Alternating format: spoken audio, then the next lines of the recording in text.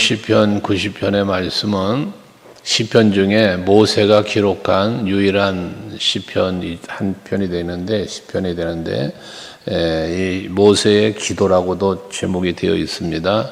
특별히 모세는 하나님의 사람이다라는 제목을 붙여 놓았습니다. 그런데 이렇게 하나님의 사람인 모세의 기도라고 한 기도 소개를 보면 바리가 방금 묵상한 것처럼 인간의 어떤 뭐랄까 제한된 인간의 능력, 한계, 무한하신 하나님의 능력과 사랑에 대한 말씀을 하죠. 그러면서 우리 인생이 살 수 있는 유일한 힘은 하나님의 은혜 없이는 살 수 없기에 하나님의 은혜와 도우심을 긍휼을 구하는 그러한 기도로 구성이 되어 있습니다. 특별히 하나님에 대하여 말씀하기를 1절에 주는 대대 우리가 거처가 되었다. 그래서 여호와 하나님이 우리의 거처가 되었다는 것은 하나님께서 만드신 모든 창조 만물 속에 우리가 살고 있음과 동시에 그 만물을 섭리하시는 그 하나님의 섭리 속에 우리가 살고 있다라는 의미가 되어질 것입니다. 조금 다른 말로 말한다면 여호와 하나님의 은혜 안에서 사랑 안에서 우리는 살고 있다, 거처가 된다라고 하는 것이니까, 그래서 다윗의 시편에서 수없이 우리가 본 것처럼 하나님은 우리의 요새시다, 피할 바위시다, 이거 전부 다 거처거든요. 내가 위기를 만났을 때, 힘들고 어려울 때 하나님이 나의 피할 바위가 되시는, 그래서 내가 힘든 상황을 피하여 거하는 곳을 의미하는 거니까요. 이처럼 우리는 하나님의 은혜 안에서 살고 있다는 것이고 그 은혜를 우리에게 베풀어 주셨음을 말씀하고 있는 것입니다. 그러면서 2절에 산이 생기기 전 또 땅과 세계도 주께서 조성하기 전 곧 영원부터 영원까지 주는 하나님이십니다. 그래서 하나님은 영원하신 하나님, 영원 전부터 계셨고 영원토록 계시는 하나님이심을 고백하면서 그 영원하신 은혜 안에서 영원하신 사랑 안에서 우리가 살 수 있게 된, 우리의 거처가 되신 하나님이 영원하신 분이니까 우리도 영원한 은혜 속에 살 수 있음을 또한 고백하고 있는 것이죠. 늘 말하지만 하나님은 영원하신데 그 영원하심은 무엇이 영원한가? 전능하심이 영원하고 언약이 영원하고 사랑이 영원하고 변함이 없이 일정한 그런 하나님을 말씀하는 것이죠. 이렇게 영원하신 하나님의 사랑으로 우리를 사랑해 주셨어요. 그게 예수 십자가의 보혈의 사랑이요 영원한 하나님의 나라의 소망을 갖고 살게 하신 은혜인 것입니다. 그러한 영원하신 하나님 앞에 우리 인간은 3절 4절에 보면 사람을 티끌로 돌아가게 하셨다라고 하시고 또 말씀하시기를 너희 인생도 돌아가라 하셨사니 이게 뭐냐? 우리의 인생의 주관자가 된다는 거예요. 내가 태어난 것도 존재하는 것도 내 삶의 모든 것도 내 인생의 마지막도 시작과 끝이 전부 다 하나님이 주관하시는 가운데 우리는 살아간다는 걸 말씀하면서 4절에 보면 주의 목전에서는 천년이 지나간 어제 같으며 밤의 한 순간 같을 뿐입니다. 그러니까 우리가 생각할 때 천년, 긴 세월이죠. 오랜 세월입니다. 하지만 하나님이 존재하시는 영원이라는 시간 속에 놓고 보면 우리들이 생각하는 천년은 기나긴 세월이었지만 하나님이라는 하나님의 영원한 시간 앞에는 어제 같다. 또 한순간뿐일 뿐임과 같다라는 겁니다. 그러니 하나님의 존재, 하나님의 능력 또는 하나님의 영원하심 앞에 우리 인간은 아무것도 아니라는 거죠. 근데 우리는 어떻게 삽니까? 내 인생이 대단한 것 같고 우리가 살아가는 이 세상이 참 대단한 것 같은 생각을 갖고 삽니다. 내 눈에 보이는 게 전부인 것 같고 좋은 것 같고 이런 거예요. 그러나 아니라는 것이죠. 내가 바라보는 세상도 하나님이 만드신 세상이고 내가 나에게 힘이 되어지는 모든 그 힘들도 하나님이 내게 허락하신 힘이라는 것이죠. 내가 사는 인생 모든 세월들도 모두 다 하나님이 내게 허락한 시간 속에 내가 살고 있다는 겁니다. 하나님의 존재와 영원성 앞에 우리는 아무런 존재도 안 된다는 걸 말씀하는 거예요. 특별히 5절 6절에 보면 우리의 인생을 풀 같은 인생으로 표현하고 있습니다. 푸른 아침에 피었다가 저녁이 되면 시들어버리고 지어버리는 꽃 한 송이처럼, 그런 말은 풀처럼 말입니다. 우리 인생은 그런 존재라는 거예요. 다시 말해서 우리 인생은 참으로 아무것도 아닌 인생이라는 걸 말하는 거 아니겠어요? 허무한 인생이라고도 말할 수 있는 것이죠. 솔로몬의 이야기를 하지만 솔로몬이 누렸던 그 누림이라는 게 얼마나 많은 누림입니까? 명예, 권세, 부요함, 그 부귀영화, 이 엄청난 것들을 누린 그런 왕이었잖아요. 하지만 인생을 마무리하는 가운데서 그의 고백은 뭡니까? 모든 것이 헛되다는 거예요. 세상에 많은 걸 가져서요, 세상 사람들이 갖지 못한 지혜와 총명도 가졌고 그들이 누려보지 못한 부귀와 영화도 누린 사람이잖아요, 우리가 알듯이. 근데 그 누렸던 모든 것들이, 명예도 권세도 모든 것들이 다 헛되다는 거예요. 인생을 마무리하다 보면 그런 거잖아요. 공설의 공수거라고 빈손으로 왔다 빈손으로 가는 것. 욥의 고난 속의 고백이지만, 내가 모태에서 빈손으로 와서 적신으로 왔은즉 적신으로 돌아가는 것이 마땅하도다라고 하지요. 간혹 그런 말씀드리지만, 장례를 치를 때 보면 어떤 분은 관 속에 이런 것 저런 거 넣어달라고 한 분도 있다 하고, 또 자녀들이 뭘 넣어드리고 싶다 하고, 그런들 거기 관 속에 넣어준다고 해서 그걸 가지고 가느냐고 말이에요. 아무것도 아닌 것인데, 이것이 인생입니다. 이게 세상입니다. 우리는 그래서 하나님 나라를 바라보아야 하는 것입니다. 세상은 무엇인가? 내 손에 만져지는 것, 우리가 육체적인 감각으로 볼 수 있는 것, 느낄 수 있는 것을 소유하려고 합니다. 그 소유가 뭔가 이룬 것 같고 그 소유함이 행복인 줄 알고 살아가는 게 인생입니다. 그러나 인생을 마무리해야 할 하나님의 나라 앞에 가는 그 순간에 보면 그 소유했던 모든 것들이 아무것도 아닌 거예요. 다 놓고 가는 겁니다. 사람 앞에 자랑했던 것들, 내가 소유한 것들 때문에 교만했던 것들, 오히려 하나님 앞에 그것은 부끄러운 것들에 해당될 수 있는 것입니다. 그것 때문에 내가 하나님 앞에 범죄를 합니다. 그 소유한 그것 때문에 내가 사람들과 원수가 됩니다. 이런 거에 악을 행할 때가 있습니다. 그러니 그 모든 것들을 내려놓고 하나님의 은혜로 살 수 있는 여러분들이 되셔야 한다는 거예요. 그러면서 7절, 8절에 보면 우리의 죄가 하나님 앞에 감추어질 수 없음과 그 죄의 결과는 하나님의 진노라는 사실입니다. 죄를 범한 자는 하나님을 진노하게 만들고 그 하나님의 진노는 결과적으로 우리에게 곧 고난으로 다가올 수 있다는 것입니다. 하나님 앞에 우리의 죄를 하나님의 앞에 놓았다고 8절은 말하고, 또 우리의 은밀한 죄와까지도 주의 얼굴빛 가운데 두셨다고 합니다. 감추어질 수 없는 죄를 말하는 거예요.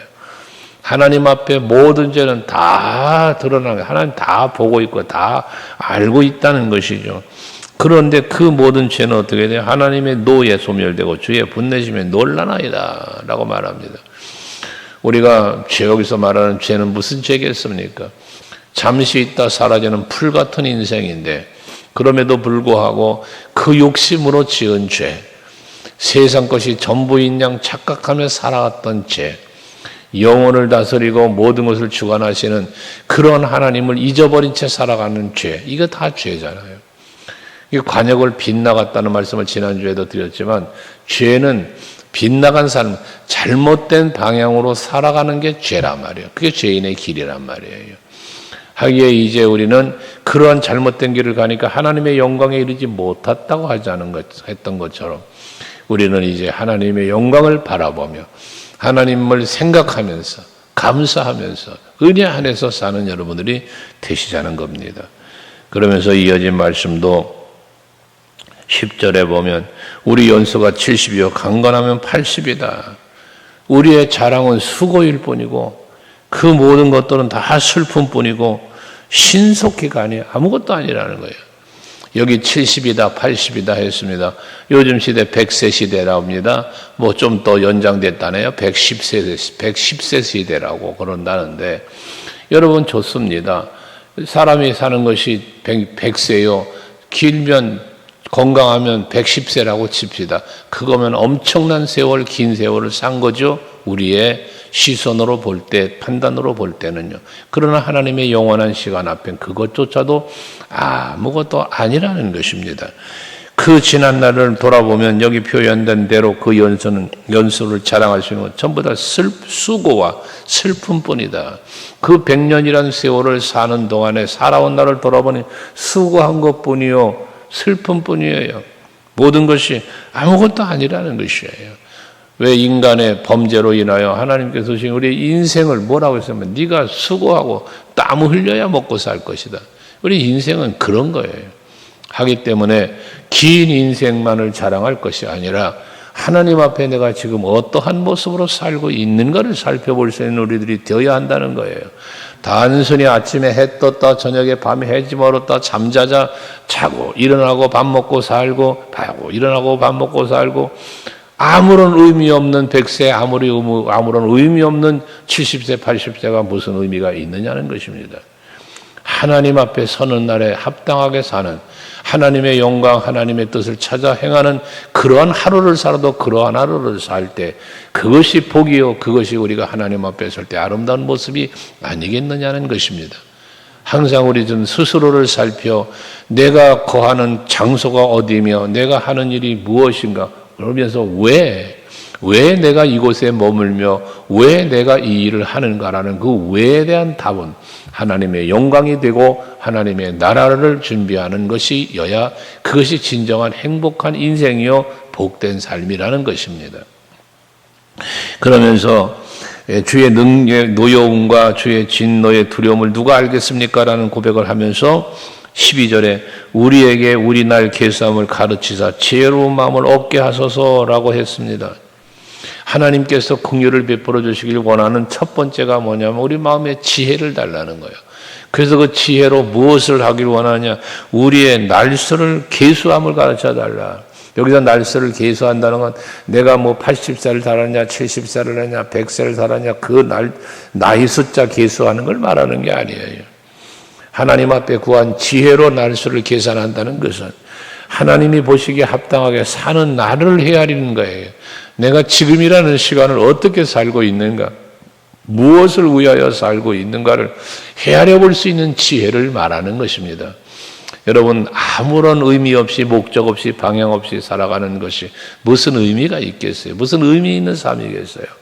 세상에서 하루하루 살아가는데 삶의 의미를 세상에 두지 말고 하나님의 은혜 안에 내가 살고 있음을 생각하면서 영원한 하나님의 나라의 그 영생이라는 그 시간 속으로 내가 향하여 가고 있다는 사실을 우리는 계수할 수 있는 이러한 우리들의 모습, 이게 매우 중요한 인생, 복된 인생을 산다는 거예요. 근데 하나님의 지혜로운 마음을 우리에게 달라는 게 그래서 헤아릴 수 있는. 그러면서 13절에는 불쌍히 여겨달라는 기도를 해요. 하나님이요, 우리 인생 불쌍히 여겨주세요. 여러분에게 간혹 말씀드리지만 우리는 하나님의 긍휼과 불쌍히 여겨주심이 있어 사는 거예요.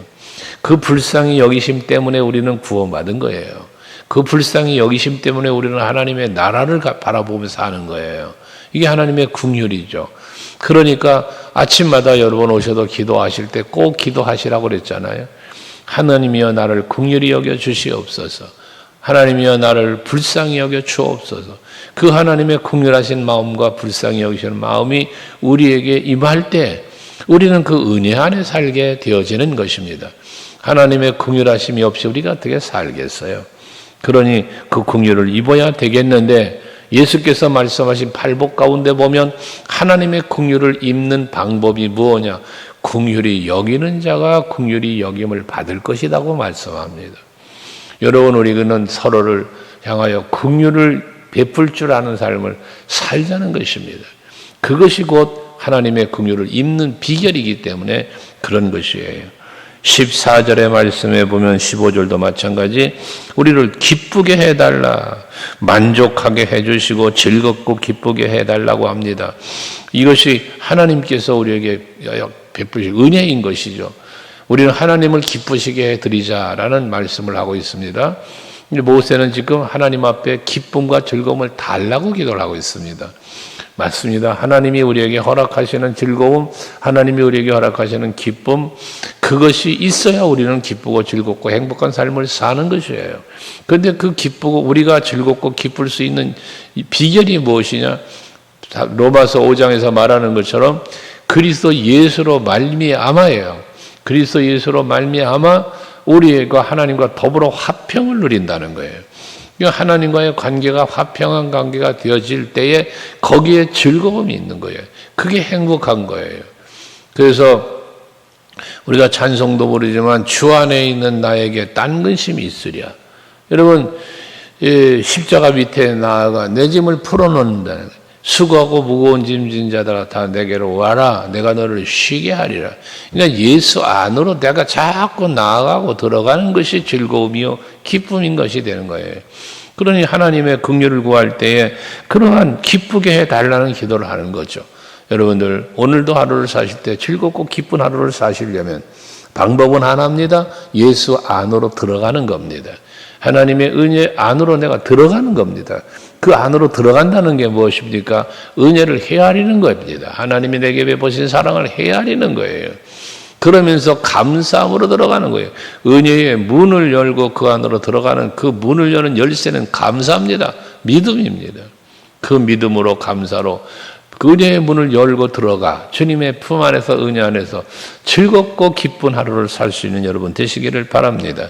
뿐만 아니라 16절 17절에 이어지는 말씀 속에 보면 하나님의 영광을 나타내셔서 그 행한 이 일을 통해서 하나님께서 주께서 행하신 이 일을 통해서 하나님의 영광을 우리의 삶 속에 드러나게 해달라는 거예요. 자손들에게까지 이어질 수 있게 해달라는 기도를 하는데 하나님의 영광이 우리의 삶 속에 임한다는 것은 이 말 성경에 표현한 대로 주께서 행하신 일을 이라고 말하고 있습니다. 그러니까 나를 위하여 일하시는 하나님의 능력, 하나님의 손길, 그것이 곧 하나님의 영광이 내게 임하는 것이에요. 홍해바다가 갈라집니다. 여러분 엄청난 하나님의 영광이 거기에 임했어요. 하나님의 영광이 임하니까 어떻게 됩니까? 이스라엘 백성들은 바다를 건너갈 수 있지 않습니까? 출애굽이라는 완성을 이루게 되어지는 것 아니겠습니까? 하나님이 구름기둥, 불기둥이라고 하는 놀라운 기적, 매일마다 만나를 내려주시는 놀라운 하나님의 손길, 반석에도 물을 내시는 그 행하시는 일들, 그 행하신 일들로 손길로 인도함을 받으며 족각꿀이 흐르는 가나안 땅, 약속의 땅을 들어가는 거예요. 이것처럼 우리가 하루하루를 살아갈 때 주님께서 행하시는 그 일, 주님께서 행하시는 그 손길, 그 섭리 속에 우리는 살고 있다는 거죠. 그게 여러분 내 삶의 현장에 하나님의 영광이 임재요. 그 하나님의 영광이 임재하여 내가 누리는 기쁨, 즐거운 행복, 이 모든 것들은 나의 영광이 되어진다는 거예요. 하나님의 영광이 나의 영광으로 임하는 순간들입니다. 근데 이 영광, 하나님의 행하신 모든 일들을 우리에게 부어주셔서 17절에는 견고하게 하소서라고 말하고 있습니다. 견고하게 하소서, 견고하게 하소서. 그러니까 주의 손이 행한 일도 견고하게, 우리의 손이 행한 일도 견고하게. 이 하나님의 은혜가 변함없이, 흔들림 없이 견고하게. 그 사랑이 견고하게. 우리가 그 사랑 안에 사는 것이 견고하게. 내가 하는 모든 일들도 견고하게라는 것은 내가 하는 일이 뭐예요? 하나님이 도우시는 은혜와 하나님이 공급해 주시는 능력으로 모든 일을 하는 거잖아요. 그것이 견고하게. 내 믿음이 견고하게, 하늘의 소망이 견고하게, 하나님을 사랑하고 이웃을 사랑하는 사랑이 견고하게. 이 모든 세 가지는 항상 있을 것인데라 그랬잖아요. 꼭 필요한 것, 항상 있어야 된다는 것 여러분에게 그렇게 말씀드렸죠. 꼭 있어야 하는 것들, 내 삶에 익숙한 것들이 되어야 할 것을 말한다 그랬잖아요. 이렇게 하나님과 더불어 살고 하나님의 은혜 안에 사는 것이 여러분의 삶 속에 익숙함이 되어져야 한다는 거예요. 그거 없으면 살 수 없는 꼭 필요한 것이 되어야 한다는 것입니다. 오늘도 하나님의 은혜를 은혜로 알고 또 은혜의 필요성을 깨달아 알아서 은혜를 사모하고 바라보면서 그 은혜 안으로 들어가 평안을 누리며 기쁨을 누리며 사는 여러분들의 하루가 되시기를 축복합니다. 기도하시겠습니다.